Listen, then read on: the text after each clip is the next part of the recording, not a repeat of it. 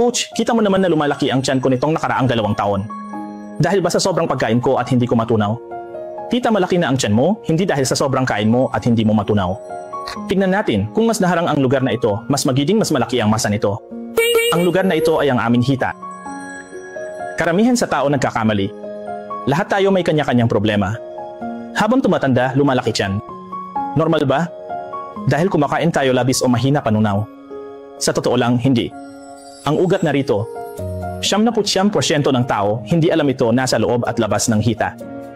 Gayunpaman, ang ilan sa ating pang-araw-araw na pangunahing pagsasanay, tulad ng paglalakad, pagtakbo, pag-akyat ng hagdan at ay hindi maaaring ihiwalay sa pag-urong ng ating mga kalamnan sa binti. Kalahati ng ating pagkonsumo ng enerhiya sa ating buhay ay direkta o bahagyang nakumpleto ng ating mga binti.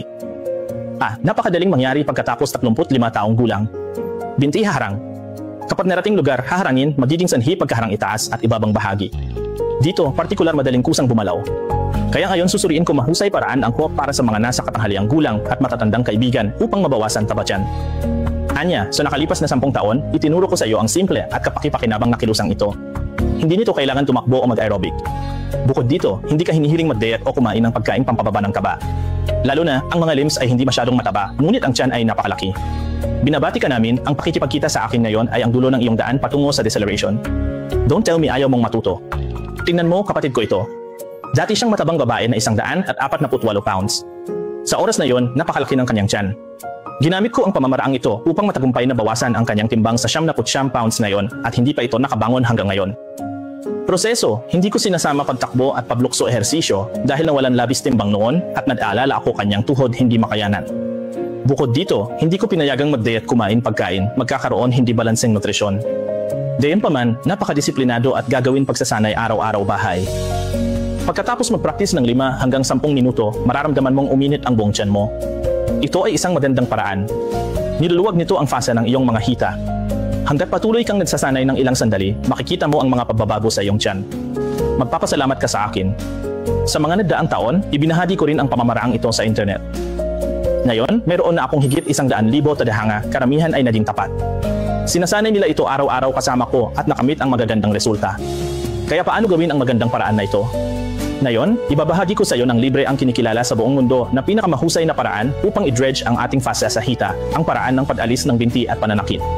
Una, kailangan nating maghanda ng naturang leg dredge na siyang pinakamahusay na tool para tumulong sa dredging ng binti. Ngayon, ituturo ko sa iyo. Kita mo, hawak namin gamit ang 2 kamay at ilagay sa panloob na hita at igulong. Maaaring makaramdam ka ng kaunting sakit sa simula. Ngunit kung patuloy kang magsasanay, mararamdaman mo ito. Paano naman ang pagod at panimikit ng binti at paa sa araw? Dahan-dahan silang pinakawalan. Ang binti ay natural na nagiging nakaka-relax at komportable. Pagkatapos sanayin ang panloob na hita, maaari natin itong gamitin para sanayin ang panlabas na hita. Kaya, maaari natin gawin ito araw-araw at sanayin ang panloob at panlabas na hita 5 hanggang 10 minuto bawat isa. Pagkatapos mong matapos, makikita mong mainit ang buong binti mo. Ibig sabihin, nabuksan na ang ating sirkulasyon. Sa sandaling mabuksan ang sirkulasyon, ang ating buong binti at paa ay ma-on block. Kung pipilitin mong gawin ito araw-araw sa loob ng mahabang panahon at pagkatapos ay titingnan mo ang mga pagbabago sa iyong buong tiyan, tiyak na magpapasalamat ka sa akin. Sa wakas, gusto kong paalalahanan ang lahat na kung wala kang parehong leg conveyor sa bahay, tandaan na kapag binili mo ito, dapat mong bilhin ang Doggerow na may kasamang kadamitan sa masahe. Maaari itong mag-ehersisyo sa harap ng ating mga hita at likod ng ating mga binti. Pagkatapos ang buong binti at paa maaaring ehersisyo at buksan ng mano-mano. Kung hindi mo alam ang iba pang bibilhin, maaari mo ring i-click ang aking avatar para pumunta sa aking live broadcast room. Ang parehong modelo magagamit at ibinebenta, partikular matipid.